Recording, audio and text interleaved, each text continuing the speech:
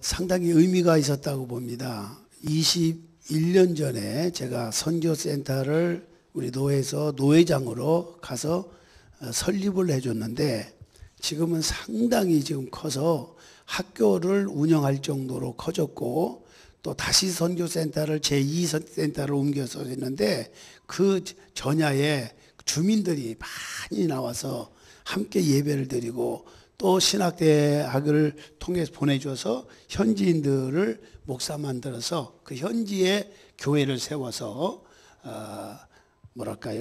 개척교회를 하게 하는 그런 아주 특별한 그 선교 방침을 가지고 이끌어가는 센터인데, 아주 감명 있게 예배 드리고 함께 지내고, 또 교도소에 가서는 그 여자 죄수들이라고 하지만 그렇게 자유로울 수가 없어요. 근데 함께 설교하는데 울고, 설교를 너무 짧게 하기를 원했고 짧게 해야 되지만 짧다 보니까 그분들이 뒤에서 얘기 건네는데, 설교 좀 더 듣고 싶다고, 더 해줬으면 좋겠다고 그런 소리를 제가 듣고 왔습니다. 그래서 상당히 그들의 눈물을 흘리는 사람도 있고, 함께 박수치면서 찬송하고 말씀에 경청하는 그들의 모습을 보면서, 야, 선교의 하나의 그 메카구나 하는 생각을 들면서 아주 의미 있고 보람 있게 여러분의 기도해 주신 덕에 다녀왔고, 좀 아쉬운 것은 여러분들이 의류와 많은 것을 지원해 주셨는데 일부분만 가져가고 나머지는 배를 붙이다 보니까 아직 도착을 못했어요. 그래서 전달식 하는 행사는 가지지 못해서 좀 아쉬운 감은 있었습니다만은, 아마 일주일 후, 아니 3, 4일 후면 아마 현지에 도착하지 않을까 싶은데, 내용을 설명을 다 했는데 그것들이 다 너무 필요한 것들이었다고 하면서 상당히 고마워하는 모습들을 선교사를 통해서 직접 듣고, 또 여러분들에게 감사하다고 전달하라고 해서 대신 전합니다. 그래서 여러분들 베풀어 주시고 후원해 주신 모든 분들께 감사하다는 말을 건네드리고 싶습니다. 아무튼 오늘도 주의 성령이 저와 이런 가운데 함께 임하기를 주의 이름으로 축원합니다. 길을 가다 보면 여러분들 높이 보면 타이어를 판매하는 가게를 보셨을 거예요. 뭐라고 써붙였습니까? 이보다 더 쌀 수는 없다. 이보다 더 쌀 수는 없다. 또 어떤 타이어 가게에 보니까 구두 신발 한 켤레 값이면 타이어 다 교체할 수 있다. 그 정도로 싸게 판다는 내용을, 타이어가 신발 한 켤레 값이다, 막 이렇게 내용을 써 있는 것을 여러분 보셨을 겁니다. 우리 전성교회처럼 사랑과 말씀과 영성과 또 섬김과 헌신 있는 교회는 더 이상 찾아볼 수가 없다, 이런 소문이 날 수 있도록 저와 여러분들이 함께 힘을 모아야 될 줄로 믿습니다. 여러분, 우리가 가장 신앙생활하면서 가장 귀중한 것이 있다면 뭘까요? 그건 기도라고 하는 것입니다. 하나님은 하나님이 쓰실 사람에게 제일 먼저 주는 것이 기도의 영인 것입니다. 기도해야 하나님과 소위 코드가 맞습니다. 그래서 교회를 향한 예수님이 말씀합니다. 내 집은 만민이 기도하는 집이다. 교회는 예배드리는 집입니다. 구원받는 집입니다. 하나님의 집입니다. 천국으로 인도하는 집입니다. 그러나 예수님은 그렇게 말씀하지 아니하시고 기도하는 집이다라고 말씀하신 내용이 성경에 나옵니다. 그러니까 기도해야 될 모든 사람들이 기도 없는 삶은 있을 수가 없다고 하는 것입니다. 기도해야 하나님이 함께 하신 것입니다. 믿으면 아멘 하시기 바랍니다. 기도하면 놀라운 일이 일어나요. 여러분에게 기도의 제목을 놓고 합심 기도를 해줄 텐데 기회를 가지지 못해서 죄송합니다만은, 우리 정연숙 집사님 언니 되시는 분께, 형부죠, 형부님이 상당히 지금 아파하고 지금 병원에 입원 중에 있습니다. 조금만 늦었으면 큰일 날 뻔했던 생명에 아주 위험한 그런 상황이 있는데, 하나님 은혜로 빨리 찾아서 그래도 생명을 건지셨습니다. 수술하는 와중에서 방관 부분에 터져 있는 부분을 발견하지 못한 거예요. 의사들이 일산의 백병원에서도 발견 못하고 여기서도 다 발견을 못했어요. 근데 수술을 하는 과정에서 그런 일이 일어났다는 거예요. 일어났는데 도무지 이해할 수 없는 구멍이 나 있는데 자동적으로 메꿔졌다고. 할렐루야. 그러니까 하나님이 하신 일이 아니면 있을 수가 없다는 거죠. 그게. 그러면서 목사님께 감사하다고 전화를 하고 언니한테 전화가 오는 걸 제가 들었어요. 그래서 전날 치료받는 과정에 전에 같이 기도해주고 함께 했는데 하나님께서 모두의 기도의 힘이 이렇게 의사가 발견도 못하고 손댈 수 없는 부분을 만져주시는 경우를 볼 수 있다 그 말이에요. 주님은 치료자이십니다. 주님은 살아계십니다. 오늘도 말씀을 통해서 여러분의 마음의 상처가 치유가 될 수 있기를 주의 이름으로 축원합니다. 그래서 본문의 기도 중에 가장 좋은 모습이 뭐라고 소개되어 있느냐? 바울에게 에베소 교회는 친히 개척해 기른 교회라고 생각을 하고 자식과 같이 귀하게 생각했던 교회입니다. 그래서 에베소 교회 성도들을 위해서 간절히 기도했는데 얼마나 기도를 했는지 오늘 본문 14절 15절에 이름으로 내가 하늘과 땅에 있는 각 족속에게 이름을 주신 아버지 앞에 무릎을 꿇고 비노니.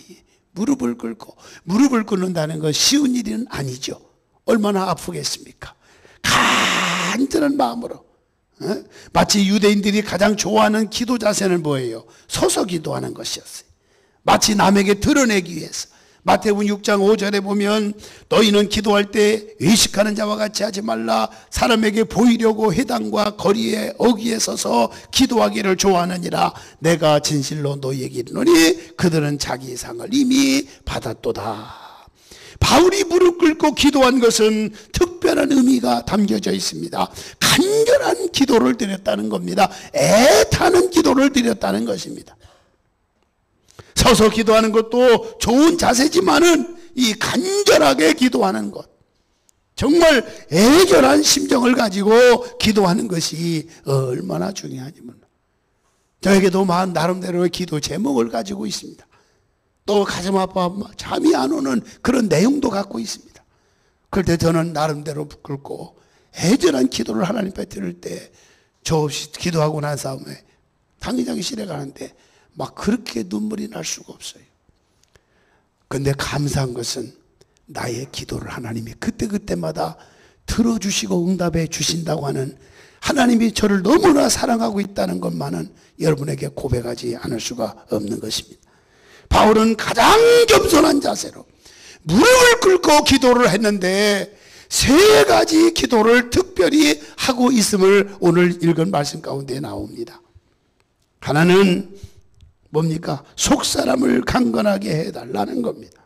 16절에 보니까 그의 영광의 풍성함을 따라 그의 성령으로 말미암아 너희 속사람을 능력으로 강건하게 하시오며. 우리에게는 겉사람과 속사람이 있습니다. 겉사람이 강건해지기 위해서는 최대의 노력을 해야 돼요. 그래서 겉사람의 강건도 중요합니다. 왜냐하면 주님이 우리를 피로 값주고 사셨기 때문에 여러분의 몸 자체도 내 것이 아니라 전능하신 하나님의 것입니다.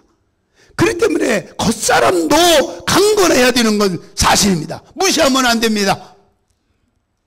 그래서 인삼 녹용을 먹는다든지 산삼을 먹는다든지 여러 가지가 있겠죠. 보약도 먹고 운동도 하고 헬스도 하고 화장품도 최고의 화장품을 사용하기도 합니다. 왜? 겉사람을 강건하게 하기 위해서. 그래서 사람들의 최고 관심이 뭐예요? 건강이죠. 건강이죠.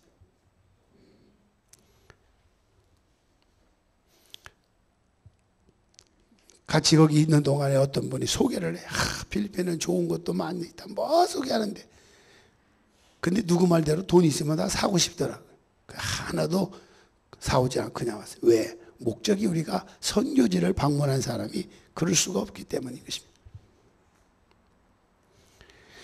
그래서 모든 사람이 겉사람의 건강을 위해서는 아낌없이 투자합니다만 속사람이 강건하기 위해서는 투자하는 사람이 많지 않다는 것입니다. 근데 중요한 것은 겉사람이 강건한 거 중요합니다. 얼마나 중요한지. 근데 그보다 더 중요한 것은 속사람이 강건해야 된다는 것입니다.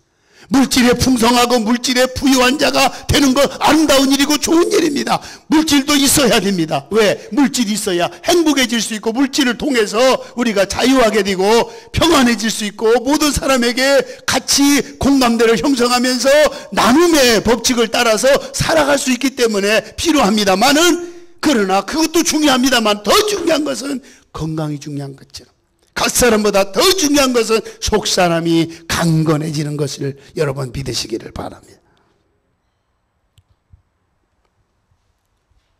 속사람이 강건해지려면 어떻게 해야 될까요?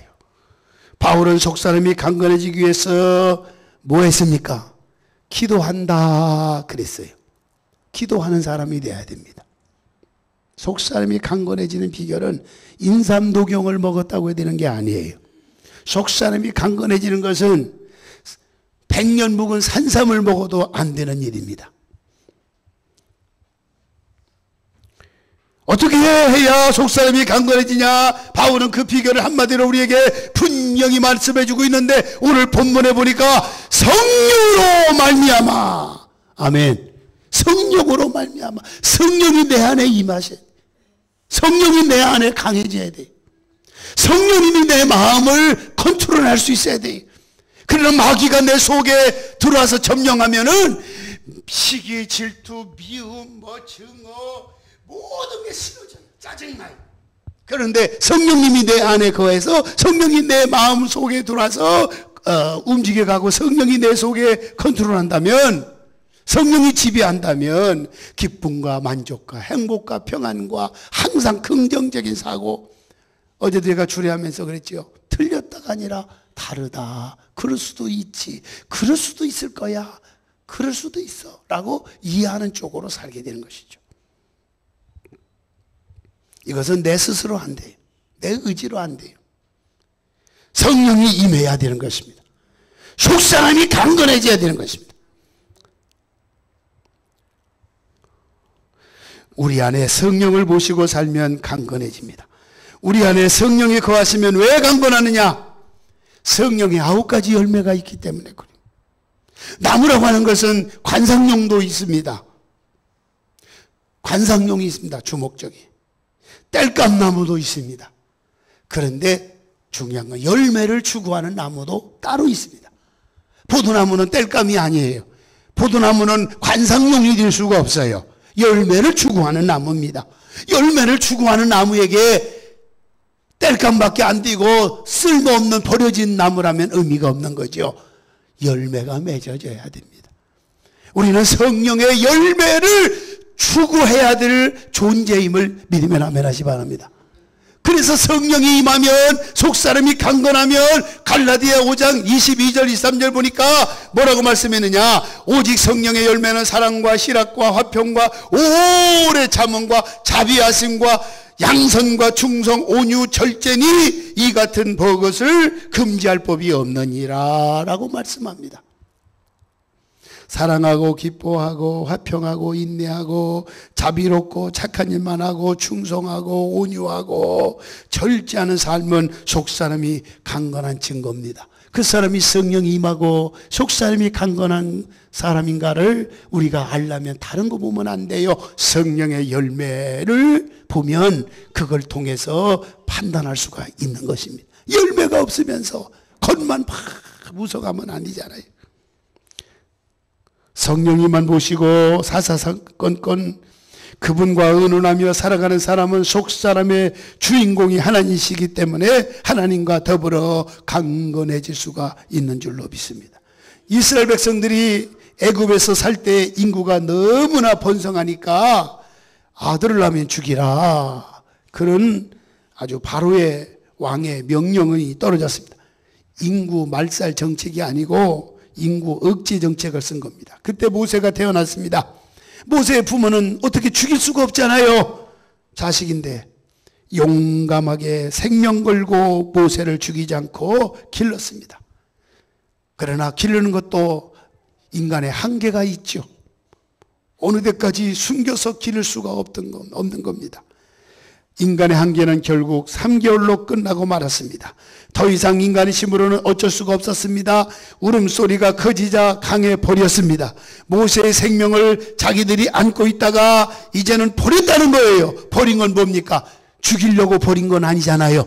이제는 방법이 없다는 겁니다. 오늘 여러분 우리가 살다 보면 인간의 한계에 도달해지면은 이제는 어떻게 합니까? 손 드십시오. 버릴 수밖에 없어서 버렸다는 것은 하나님께 맡겼다는 얘기입니다. 아멘. 하나님께 맡겼다는 얘기. 자기들 힘 0%, 전적으로 100% 하나님의 은총에 모세를 맡겼더니 하나님이 모든 것을 책임져 주셨지 않습니까? 속사람을 강건하게 하여 주옵소서. 얼마나 좋은 기도입니까? 이보다 더 좋은 기도는 없습니다. 속사람이 강건하기 위해서 때로는 금식하며 눈물로 무릎을 꿇고 하나님의 전에 나와서 기도해 보십시오.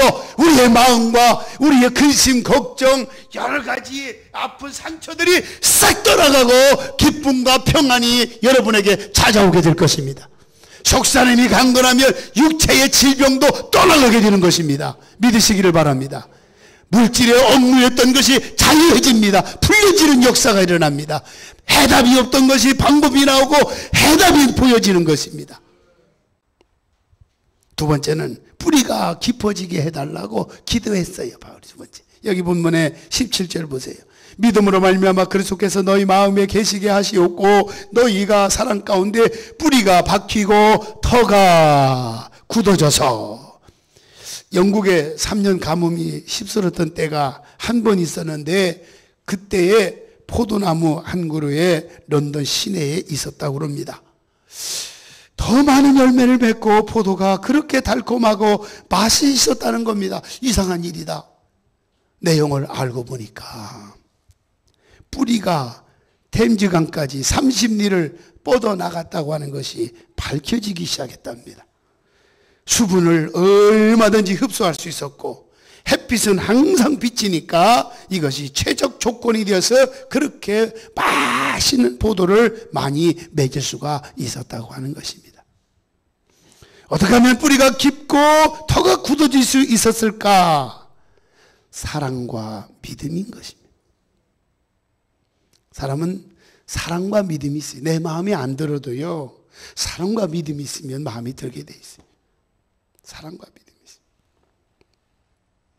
하나님을 사랑해야 하나님과 관계가, 교회를 사랑해야 교회와 관계가, 성도들을 사랑해야 성도와 관계가, 가족을 사랑해야 가족과 관계가, 나를 사랑해야 나와 관계가 깊어지는 것입니다. 서로 잘났다고 우쭐거리지 말고 서로 섬기며 사랑할 적에 거기에 관계가 깊어지는 것을 믿으시기 바랍니다.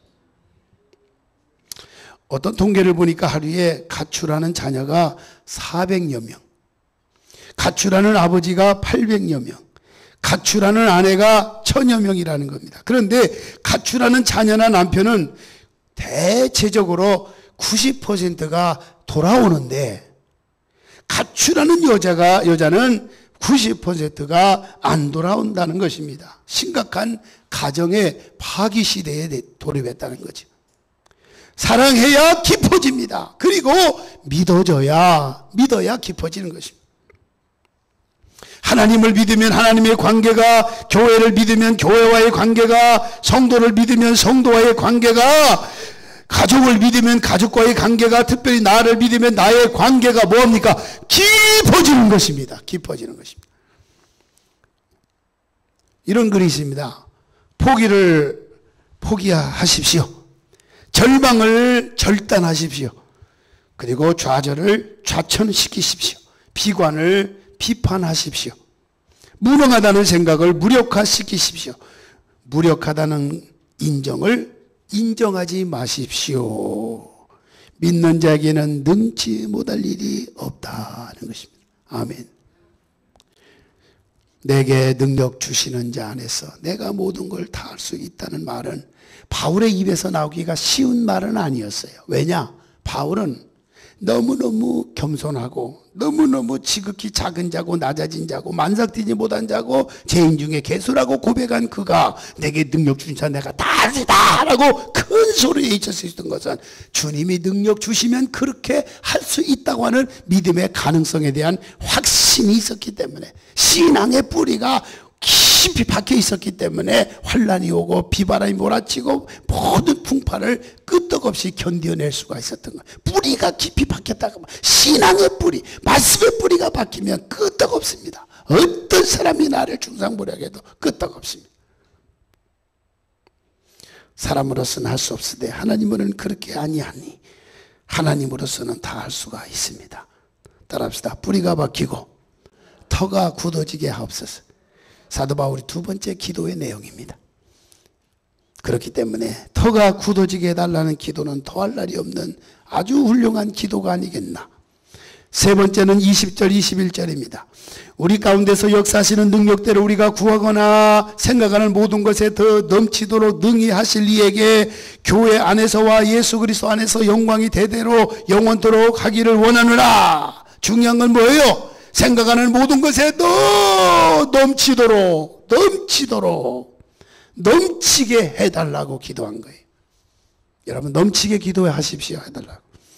구하는 것이나 생각하는 것이 넘치도록 하나님이 함께 하시기를 기도하고 있는 것입니다. 넘치도록 기도.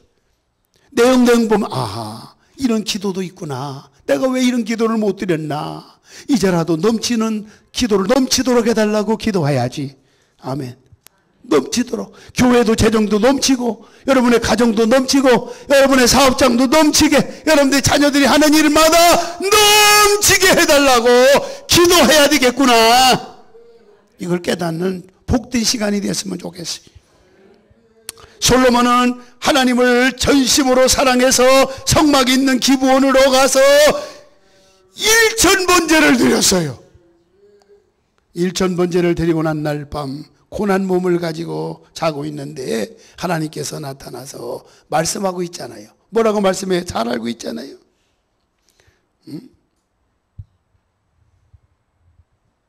내가 네게 무엇을 줄꼬? 내가 너에게 무엇을 줄꼬? 이것은 호스텔레이스란 말이에요.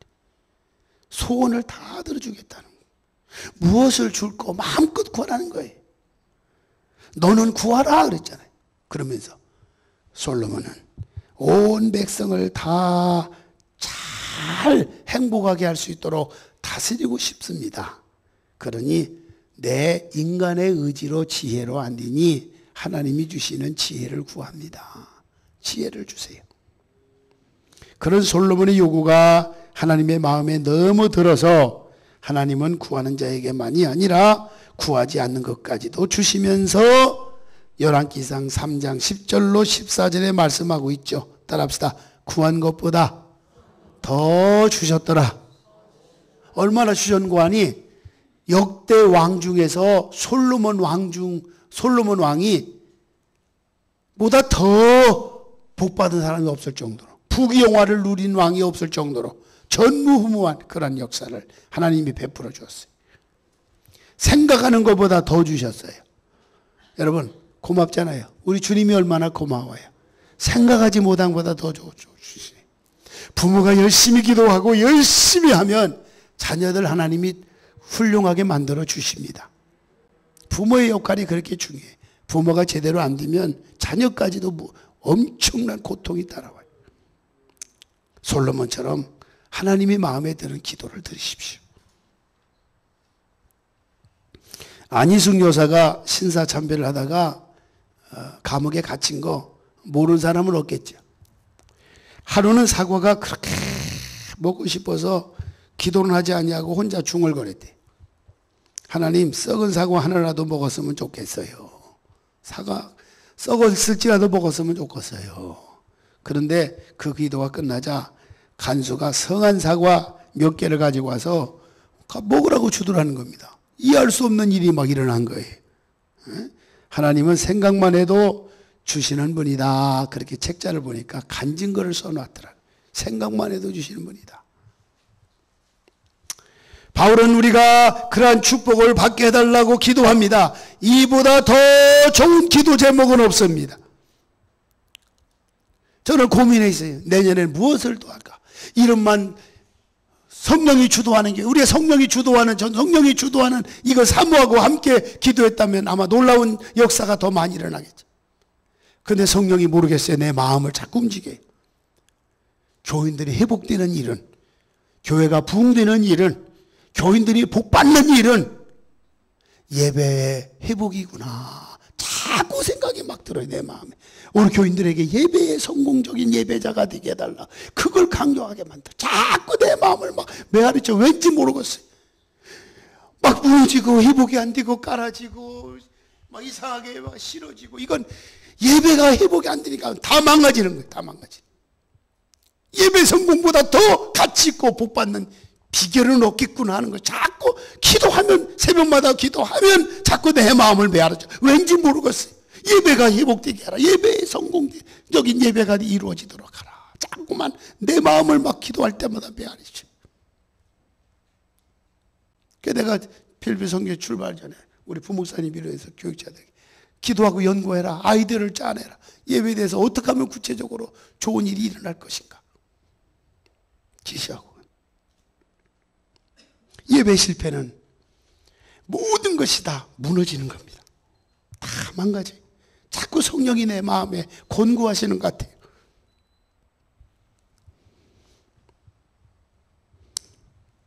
바울은 우리가 그런 축복을 받게 해달라고 기도했어요. 어떤 자매가 척추에 디스크가 생겨서 한쪽 다리가 몹시 아프고 움직이기가 힘들었어요. 그래서 목사님은 자매에게 이렇게 말했습니다. 주님께서 채찍에 맞음으로 내 병을 담당하셨습니다. 이 병은 나을 줄로 믿습니다 라고 고백하면서 간절히 기도해 줬는데, 2주가량의 지난 어느 날 아침에 그 자매는 몸이 새털처럼 가벼워지는 것을 깨달을 수 있었다는 겁니다. 할렐루야. 건강이 넘치는 것을 느낄 수 있었다는 것입니다. 우리는 어려움 속에서도 넘치게 해달라고 기도해야 됩니다. 이것은 잘못된 기도가 아니에요. 최고의 기도입니다. 말씀을 정리합니다. 이런 은혜가 오늘 예배를 통해서 여러분 가운데 있기를 주의 이름으로 축원합니다. 속사람을 강건하게 하여 주옵소서. 뿌리가 깊어지게 해 주옵소서. 뿌리가 깊은 나무는 흔들리지 않고 요동쳐도 끄덕이 없는 것처럼.